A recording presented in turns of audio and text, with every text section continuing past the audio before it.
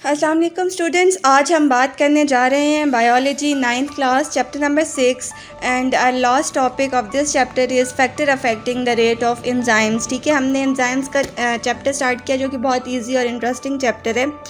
इस चैप्टर में हमने जस्ट पहले एंजाइम का इंट्रोडक्शन दिया, फिर एक्टिवेशन एनर्जी के बारे में आपको बताया, फिर करैक्टरिस्टिक्स ऑफ एंजाइम्स के बारे में आपको बताया। ठीक है, उसके बाद हम लोगों ने मैकेनिज़्म के बारे में बताया जिसमें हमने 2 मॉडल्स को एक्सप्लेन किया। आज हम फैक्टर्स की बात करेंगे, वो फैक्टर्स जो एंजाइम के एक्शन को अफेक्ट करते हैं। ठीक है, रेट ऑफ एंजाइम को अफेक्ट करते हैं, उन फैक्टर्स की हम बात करेंगे। ठीक है, factors affecting the rate of enzyme या कैटालाइज्ड रिएक्शन। कैटालाइज्ड रिएक्शन वही रिएक्शन जिसमें एंजाइम इन्वॉल्व है। क्योंकि एंजाइम जो है बेसिकली पहले मैं आपको बता चुकी हूँ कि एंजाइम जो है वो बायोलॉजिकल कैटलिस्ट है। ठीक है ना।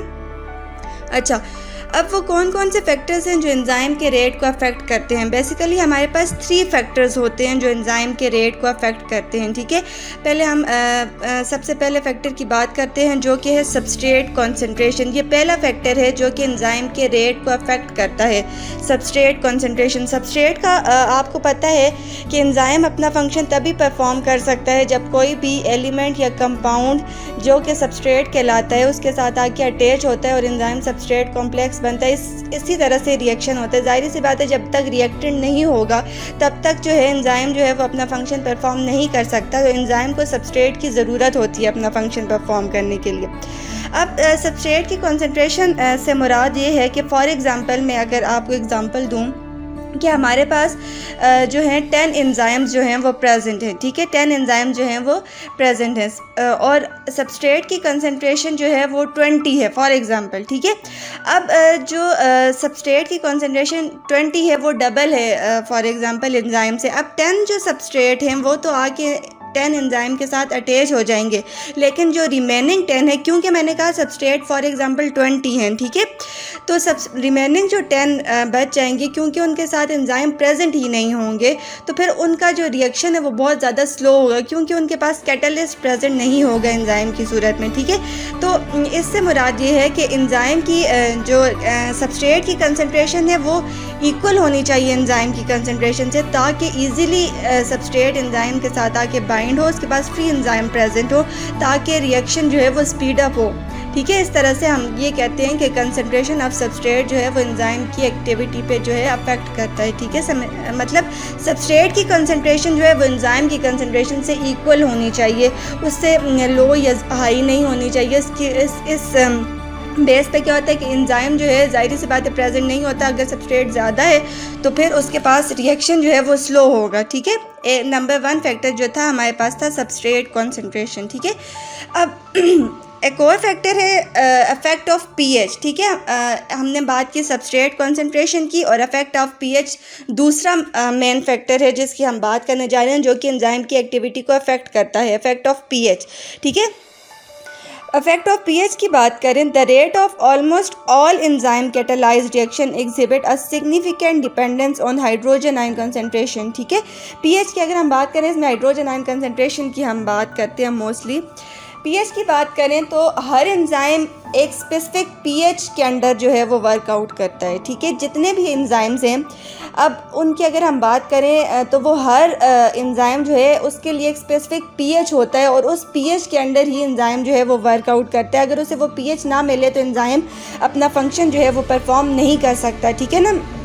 अगर हम पीएच की बात करें तो अब फॉर एग्ज़ाम्पल मैं आपको 2 एंजाइम्स की एग्ज़ाम्पल देती हूँ। ठीक है, अगर हम बात करें तो ट्रिप्सिन है फॉर एग्ज़ाम्पल, मैं आपको 2 एंजाइम की एग्ज़ाम्पल दे रही हूँ। तो एक ट्रिप्सिन है और एक पेप्सिन है। ठीक है, ये हमारे पास 2 एंजाइम्स हैं, इनके नेम्स हैं। ठीक है, अगर हम पेप्सिन की बात करें, पेप्सिन हमारे पास एक एंजाइम होता है। ठीक है ना, पेप्सिन की बात करें तो पेप्सिन जो है वो स्टमक के अंदर जो है होता है और स्टमक के अंदर प्रोटीन्स के जो फूड होता है ना, वो फूड जो प्रोटीन की फॉर्म में होता है। ठीक है, उस फूड को डाइजेस्ट करने में मदद करता है। पेप्सिन हमारे पास एक ऐसा एंजाइम है जो कि प्रोटीशियस कंपाउंड या प्रोटीशियस जो फूड होता है उसे क्या करता है, डाइजेस्ट करता है और उसे ब्रेक डाउन करता है। ठीक है, और ये क्योंकि स्टमक के अंदर होता है तो स्टमक के अंदर जो है वो पीएच होता है वो हाईली एसिडिक होता है। ठीक है, अब नॉर्मली अगर हम पीएच के स्केल की पहले बात करें कि पीएच का जो स्केल है वो क्या है, 0 से 14 तक पीएच का स्केल जाता है, ठीक है। 0 से लेके 14 तक पीएच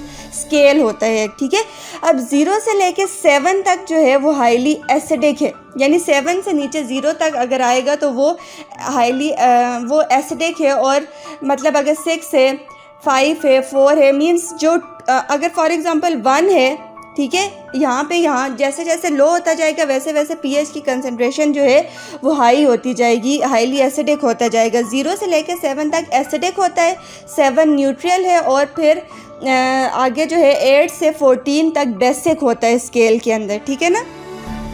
अब मोस्टली जो एंजाइम्स हैं, अगर मैं आपको बताऊं, मोस्टली जो एंजाइम्स हैं वो अपनी स्पेसिफिक पीएच में वर्क करते हैं, उसके बगैर वर्क नहीं कर सकते। अब जैसे मैंने आपको पेप्सिन की एग्जांपल दी, तो पेप्सिन जो है उसका पीएच 2 होता है, ठीक है।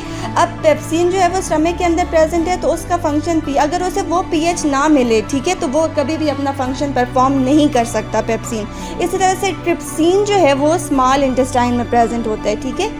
अब ट्रिप्सिन स्मॉल इंटेस्टाइन में प्रेजेंट है, तो उसका जो पीएच होता है वो 8 से 9 होता है, ठीक है, ट्रिप्सिन का पीएच, ठीक है। उस दौरान क्या होता है कि ट्रिप्सिन जो है वो जाहिर सी बात है बेसिक होता है, तो वो एसिडिक कंडीशन में कभी भी वर्क नहीं करता, वो बेसिक ही कंडीशन में उसी पीएच के अंडर वर्क करेगा। इस तरह से हर एंजाइम जो है, जैसे मैंने आपको ट्रिप्सिन और पेप्सिन की एग्जांपल दी, तो हर एंजाइम अपने स्पेसिफिक पीएच के अंडर जो है वो वर्कआउट करता है। अब most intracellular enzyme exhibit optimum activity at pH values between 5 to 9। अब ज़्यादातर जो इंट्रासेलुलर एंजाइम होते हैं, इंट्रासेलुलर एंजाइम वो एंजाइम होते हैं जो सेल के अंदर ही प्रोड्यूस होते हैं और सेल के अंदर ही वर्क भी करते हैं, ठीक है। उनका जो नॉर्मली पीएच होता है वो 5 से 9 होता है, मीन्स वो बेसिक होते हैं, अल्कलाइन इन नेचर होते हैं, ठीक है ना। एक हमने सबस्ट्रेट कॉन्सेंट्रेशन की बात की, एक हमने पीएच की बात की कि जो कि एंजाइम की एक्टिविटी को अफेक्ट करता है। अब ये देखें पेप्सिन की अब बात कर रहे हैं, तो पेप्सिन जो है ये 2 है, इसका नीचे आप स्केल देख सकते हैं, ठीक है। अब ये 2 पे वर्कआउट कर रहा है और ये 7 तक, अगर ये 7 से एक्सीड कर जाए इसका पीएच, तो ये कभी भी वर्कआउट नहीं कर सकता। इसका नॉर्मल जो पेप्सिन का जो पीएच है वो 2 है। इसी तरह से ट्रिप्सिन की अगर हम बात करें, तो ट्रिप्सिन जो है वो इसका पीएच जो है 8 से 9, जैसे मैं आपको पहले बता चुकी हूँ, ये हाईली बेसिक या अल्कलाइन है, ठीक है। मतलब वो कि जो हर एंजाइम है वो अपने स्पेसिफिक पीएच में ही रह के वर्क करता है, और स्पेसिफिक पीएच से बाहर जो है वो वर्क नहीं कर सकता। उसे एक स्पेसिफिक पीएच रिक्वायर्ड होता है अपने किसी भी एक्शन के लिए, ठीक है। हमने सबस्ट्रेट कॉन्सेंट्रेशन की बात की, हमने पीएच की बात की, और इसका जो थर्ड और लास्ट फैक्टर है वो होता है टेम्परेचर। कि टेम्परेचर जो है, टेम्परेचर भी एंजाइम की एक्टिविटी पे बहुत ज़्यादा अफेक्ट करता है। वैसे तो ये कहा जाता है जैसे जैसे टेम्परेचर बढ़ता है उस तरह से एंजाइम की एक्टिविटी बढ़ती जाती है, लेकिन एक ऑप्टिमम टेम्परेचर तक, एक optimum, for example human body का ऑप्टिमम टेम्परेचर जो है वो 37 डिग्री सेल्सियस होता है, ठीक है ना। अब जिस तरह से अगर टेम्परेचर 37 डिग्री से बढ़ जाए, तो उस दौरान क्या होता है कि एंजाइम वर्क नहीं कर सकते, एंजाइम डीनेचर हो जाते हैं। टेम्परेचर बहुत हाई हो जाए या बहुत लो हो जाए, तो उस सूरत में एंजाइम जो है वो डीनेचर हो जाते हैं, वो वर्क नहीं कर सकते। तो एक स्पेसिफिक टेम्परेचर जो है वो चाहिए होता है किसके लिए, एंजाइम के नॉर्मल फंक्शनिंग के लिए। इसीलिए कहा जाता है कि जो अगर आपको टेम्परेचर वगैरह हो गया तो उसे ज़्यादा बढ़ने ना दिया जाए, क्योंकि एंजाइम की एक्टिविटी अफेक्ट होती है और इंसान के जो नॉर्मल फंक्शंस है वो ठीक तरीके से परफॉर्म नहीं हो पा रहे होते, ठीक है। इस तरह से आज हमने 3 फैक्टर्स की बात की, effect of temperature, substrate concentration and pH की हमने बात की। ये 3 मेन फैक्टर्स हैं जो कि एंजाइम की एक्टिविटी को अफेक्ट करते हैं, ठीक है ना।